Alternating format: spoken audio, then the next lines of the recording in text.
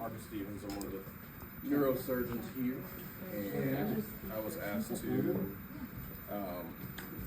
I guess, just give really spitball topics about neurosurgery. It sounds like, you know, we wanted to focus on EVDs. Is that correct? All right. So, does everybody know what an EVD is? It stands for. Has everyone seen an EVD before? Okay. Do we know why we use them? Yeah. Well, I mean, we do measure intracranial pressure. There are other methods to measure it, so this is kind of like an indirect reason for using an EVD. But we typically use them in positions where someone has elevated intracranial pressure that needs some type of iatrogenic drainage in the brain. That's the main reason. So patients with hydrocephalus, so somebody comes in with an infected shunt, these people's lives depend on drainage internally, so if the shunt gets infected, we have to take it out and place an EVD. Patients come in with some type of an intracranial hemorrhage. These patients need EVDs because sometimes the hemorrhage can cause a blockage itself because it's in the ventricle. And as blood does anywhere, it clots. And when it clots inside the ventricle, CSF can't get out. Sometimes, even after the blood's gone, that blood clot scars. Does anybody know what drains CSF in the brain? I would expect you to know. So the arachnoid granulations are little small channels that drain into like the superior sagittal sinus, the inferior sagittal sinus, and then down through the jugular vein. So sometimes those get scarred off when there's lots of blood, and therefore the patient develops what's called post-hemorrhagic hydrocephalus, and sometimes they need permanent drainage.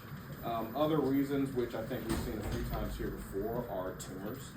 Sometimes tumors can cause a blockage of the ventricular system, either because they're actually in the ventricle itself, or they're pressing somewhere that causes that. And then reasons we probably wouldn't see here, but down in Atlanta we have subarachnoid hemorrhages for aneurysm ruptures, and they're actually more therapeutic than anything.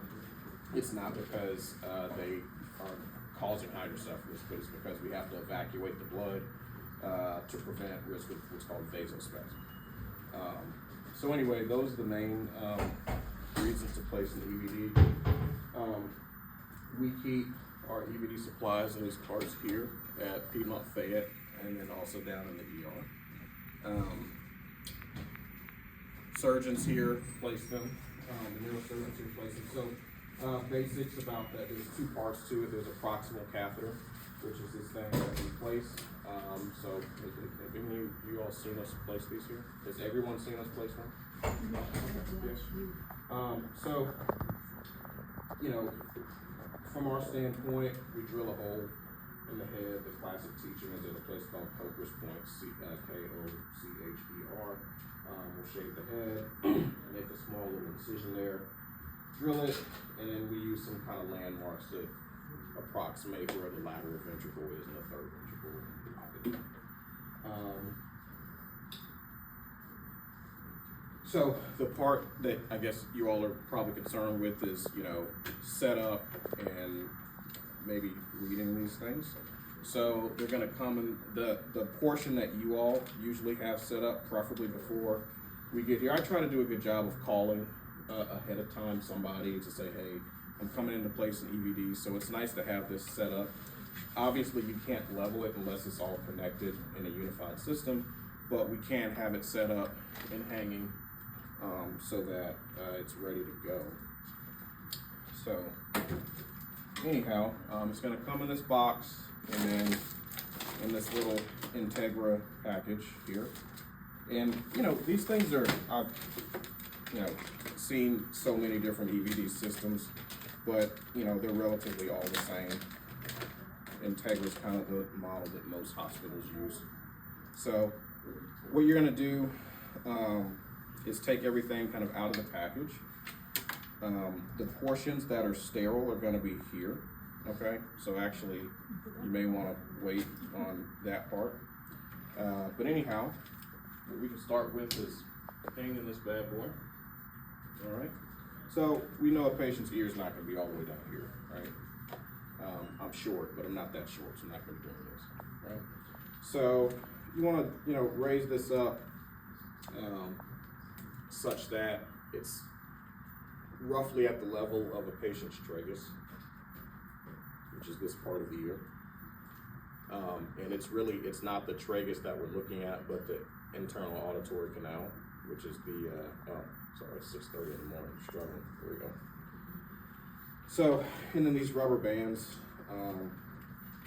this connects around the pole some kind of way.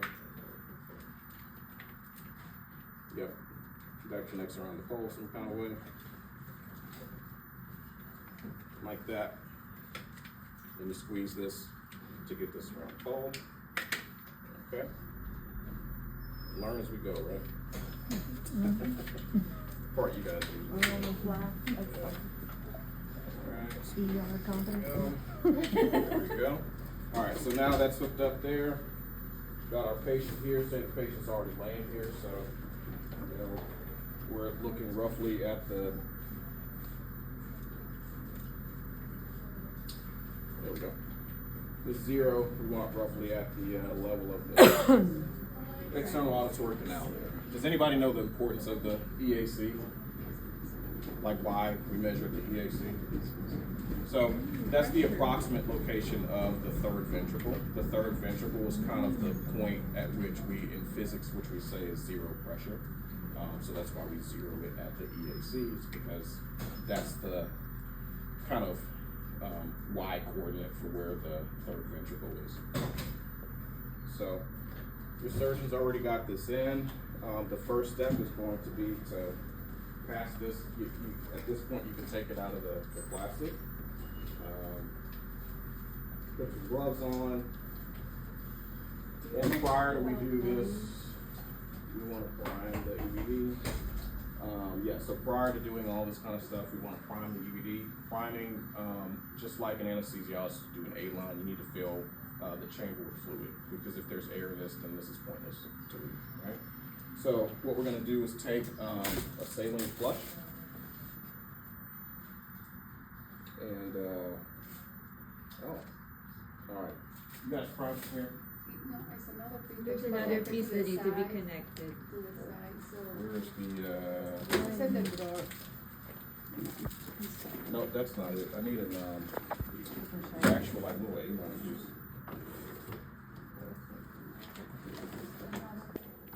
Great. Would you like to show us how to do this?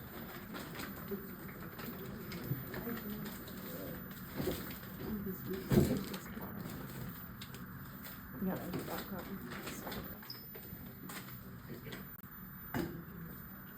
The last time I primed an EVD, it was an intern. Okay. There are other pieces over And there. there's some more cabling and whatnot here. So all this would be sterile. We would wear the cap mask, sterile gloves to attach all of this.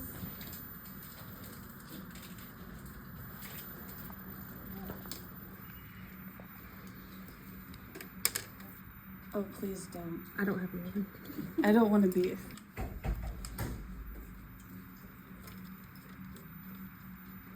You have this connection piece here that goes in. And then fleshless transducer is the key. It is not like an art line. There should be no pigtail.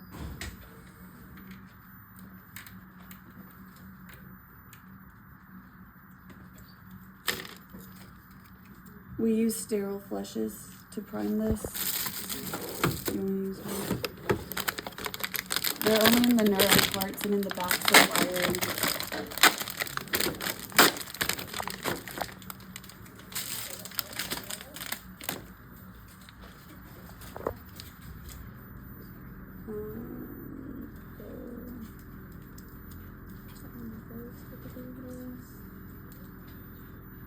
So we're flushing through the fleshless transducer. You want the air out of your syringe. You want to prime your port here. Oh, sorry. We're flushing down.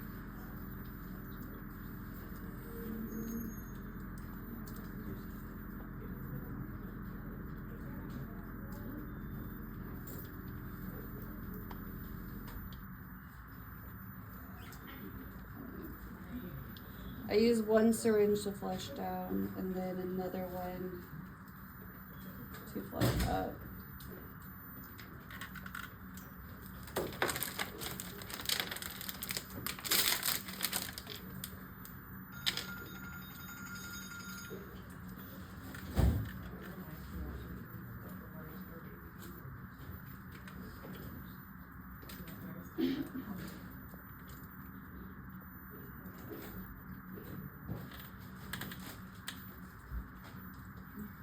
You just want a couple of drops in the EVD so you know that it's flushed. So you need to put, the earpiece is in there, The what? the method.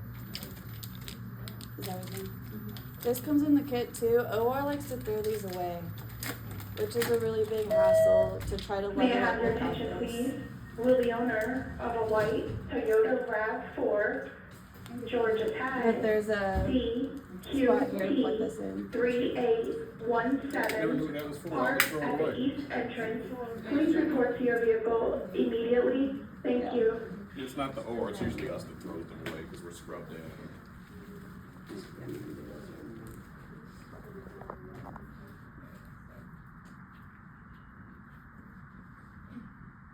I didn't plan on being up here. I would have came Catherine in. Okay. So basically what she was trying to do is level this. Thank you, Larry. All right, so this has all been primed. Did everybody catch that? All right, great. So that's all been ready. So now it's kind of ready to connect. So and again, what she did was prime this all the way up to this three-way stop top here. It gets all the water out of the line. Typically, if it comes up from the OR, I usually prime distally myself, so it's already got fluid in it because it's usually already hooked up to the patient at that point. So that's a key distinction. She was doing it as if it was going to be placed at the bedside. I usually just go ahead and hook everything up and flush all the way down. So this gets unraveled, pass this part to the operator.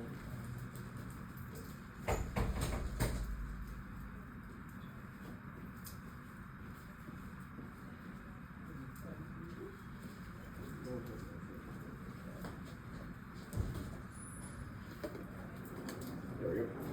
And then we will connect this part here.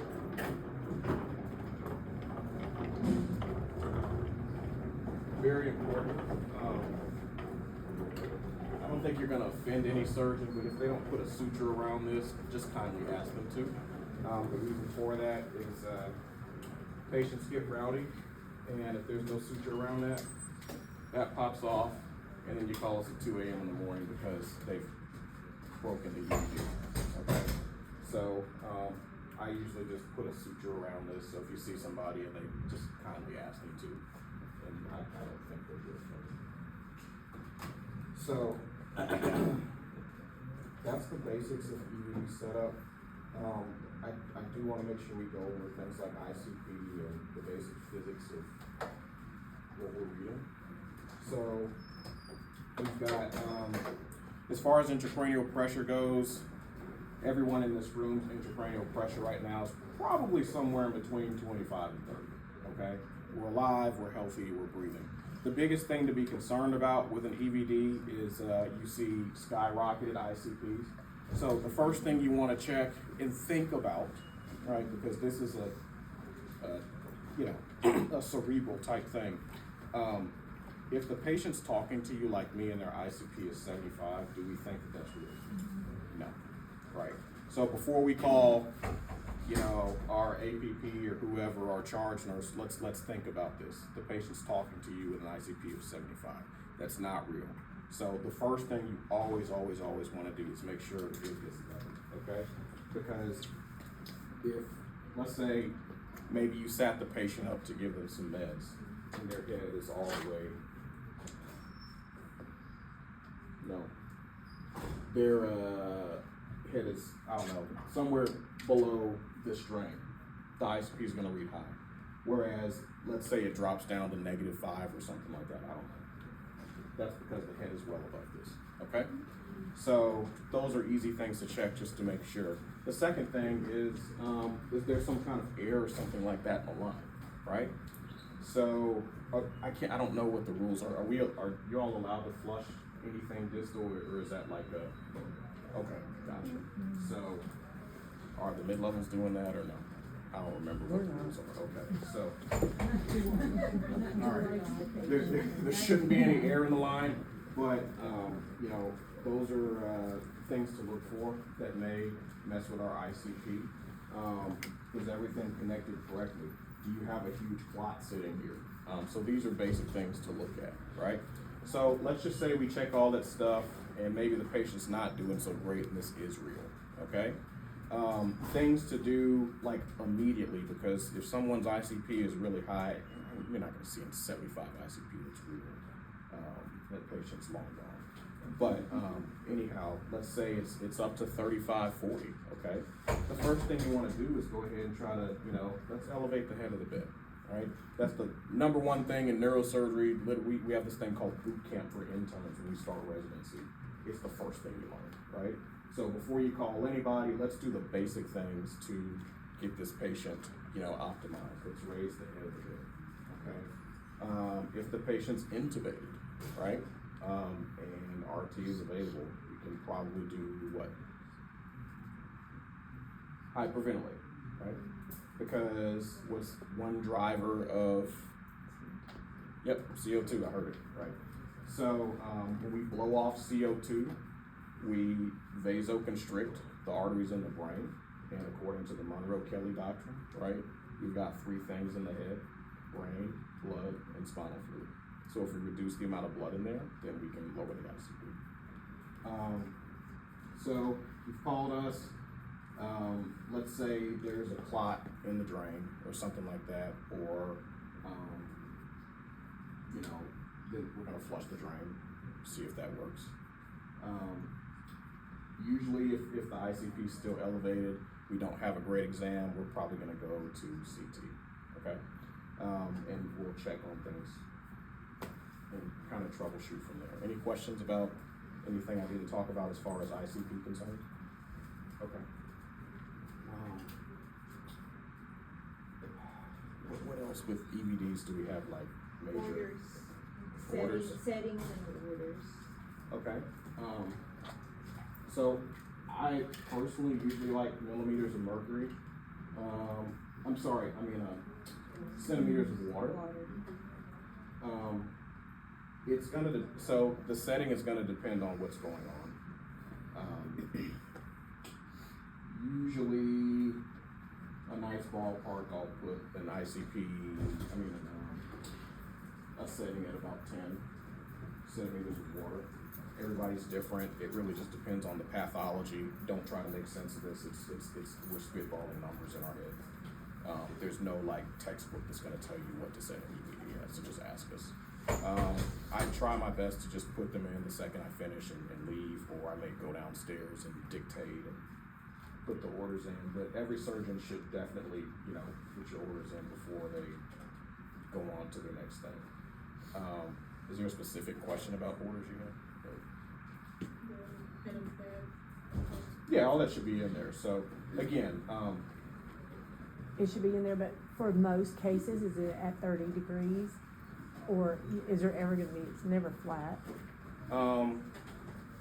most cases, yeah. Okay, cause when you come to ER, you know, you're emergently doing it, you're dropping Yeah, it, and you're so- gonna get verbals. Yeah, so typically 30 degrees is a good place. I'm just trying to think of a situation where it wouldn't be. Okay. Like that,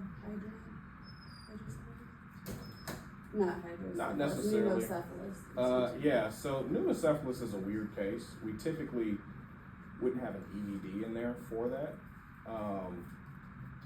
Does everybody know what she's talking about with pneumocephalus? It's just air in the head. So we typically have that after we have subdurals, which I do want to talk about that because I think that confuses people. With subdural hematoma evacuations, we drain a whole bunch of blood out of the head and send the patient up, and what we always say, head of the bed flat, right? It's because the reason we have the head of the bed flat is because we want the body to naturally express the air out of the head. I'm sure you've read the CT report sometimes, and radiologists will say there's pneumocephalus, or they see a Mount Fuji sign or something like that. All that means is the brain is just, usually these patients are older, and their brain doesn't like to bounce back after subdural, so it just lays there, just, you know, hanging in the breeze in the skull.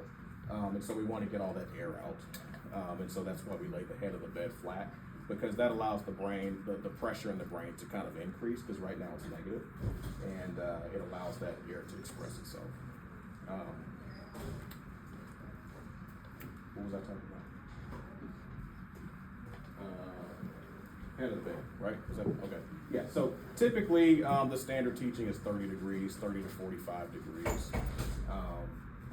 If you don't have anything in quite yet, you can usually be pretty safe with that. We did have. Does anybody remember that case I had? It was probably like 6 to 8 months ago. She was over there in that corner. That's like neurocephalus. And so I'm only talking about this because I think it helps kind of tie in the whole concept of like ICP and things like that. Because does anybody know what the determinants of ICP are, like the math, the physics? Mean arterial pressure, jugular venous pressure, right? Okay. So this particular patient could not, because in order to drain CSF, the pressure in the brain has to exceed atmospheric pressure. And atmospheric pressure is 0, right? At where we are. So her pressure was probably somewhere like -5 to 10. Therefore, her ventricles were dilated, causing her not to wake up. But she couldn't get the CSF out to decompress her ventricles because she didn't have any pressure in her head. It was negative. Okay? So I see the wheels turning. Either that or you're just tired. But anyway, it's a weird concept. So anyway, jugular venous pressure is usually what? When it comes to the head, relative to the head. It's usually 0 or negative, right? Okay? So that means that her intracranial pressure and her JVP were way too close together for her to drain anything. So we wrap the neck, and that does what to our JVP? Creates pressure, exactly. So if we create pressure in the neck by wrapping the neck, then that would allow her to drain ICP. Remember, she started draining after we wrapped the neck. So, it was a, heroic effort, but I think she may have just been too far gone. But few case reports of that happening, and this hospital seems to get all of the things that, like, I see very odd. I'm really not kidding. I think I've done like 2 or 3 interhemispherics for third ventricular tumors here. And it's just not normal. So anyway, of course that would happen here. So I know we've got to wrap up, but any other burning questions? Did that help at all? Mobility, like in general, for these patients. Mobility? You can get them out of bed and. You can't. So obviously a patient that's intubated, that's the obvious answer is, no. But they can be turned and all those kind of things like that. You just have to be cognizant of where the drain is, because one thing that we don't want, what's the biggest problem we can have with over drainage? What's that? Right, so it does create negative pressure. Well, it drains, so it's gonna drain CSF. If this drain is wide open and the head of the bed is up and this thing is down here, maybe they're up with PT. It's why I typically just put them outwards now, they're not getting up out of bed with PT. It's just too much.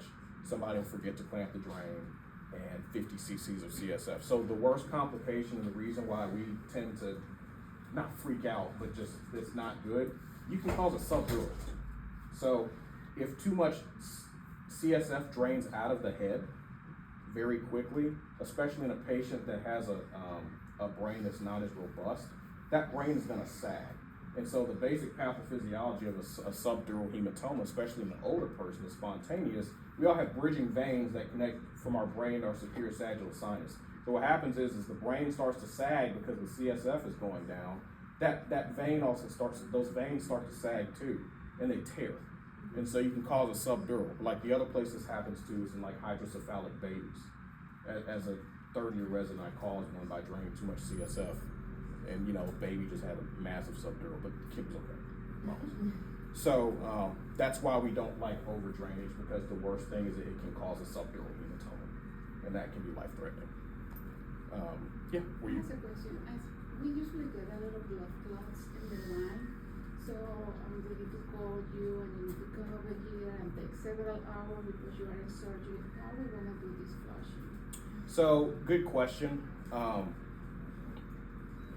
We're as surgeons, we're usually using our judgment to determine, again, patients talking to you, things like that. It's more of an annoyance for you because you can't get a pressure, but we're thinking kind of big picture. Is the patient okay, right? We can't scrub out a surgery. I'm too cheap to hire a mid-level, so I can't send anybody over there. I gotta come do it myself, right? So usually the first question I'm gonna ask is like, hey, did the exam change, anything like that? No. All right, let me finish what I'm doing and I'll be over there. Or it's 4 in the morning, you know, are we really gonna, for a small blood clot and the patient's talking to you at having breakfast, you know? And if you need us to document, you know, I think that that's probably fair. So That would that, be CDE charting by section. Something that you hold with. I don't know what that means, but Yeah. you got it. Just have to document. Yeah. So that when you put the drain in, then you have to have imaging. So we have to transport, and we either go to CT, we go to MRI. So when we transport, they need to stay at the 30 degrees, but they're gonna have to lay flat for the imaging. So in transport, we should be clamping these. Right. Okay. Yeah. Okay. So, which means it doesn't matter. Right. Okay. Stretcher with them. And then just leave it clamped till you Correct. get through all the imaging, and then bring it back, Yep. and then zero, Yep. and we transfer. Okay. I'm from the rehab team, so Hey. I'm a PT. Uh-huh. So you mentioned earlier, mobilized with PT, but do you suggest like bed? Bed stuff is fine. No And we just, sitting at the edge of the bed? I prefer not, because Not. like I said, it's just, it creates a greater, risk of just a small thing happening that can turn into a problem, yes. I've seen some of these neurohematomas that are coming out of the OR with the unit that you're putting Yeah. the EVD as your JP. You want to. Well, it's not so just to correct, so it's actually, at that point, it's not an EVD. It's just a subdural drain. So JP stands for Jackson Pratt. That's just a type of tubing. It's actually just a subdural drain. It's in the subdural space. And what I'm doing there is, it's impossible, especially in these older patients, to evacuate every drop of blood out when you're doing a subdural evacuation. You actually don't want to. The reason for it is if I try to take out every piece of clot, the clot started for some reason. And, you know, a lot of times you find yourself hosed because you're in the OR and you suck off all the clot, and then it starts bleeding and you can't reach it. And then you got a problem. So we leave these in just to kind of get the rest of the blood out, and I also use it to irrigate some more blood out. So yes, I do send mine up, and it's really just because the OR doesn't have a greater solution. And I'm working on that with Wendy to actually just try to get some better drains, so we're not wasting money on DVDs for subdural drains. But you know, that may be a lot. Okay. Anything else? Hey. So for PT again, we would suggest like it's consulting PT once the patient is able to sit on the edge of the bed. So Yeah. just, last week we received an order, saying until drain has been removed. Yeah, I usually put in mind like just no PT until the subdural drain is out. I remember what you're talking about. Because we have like 24 hours to address the. Yeah. orders. Yeah. Thank you. Okay.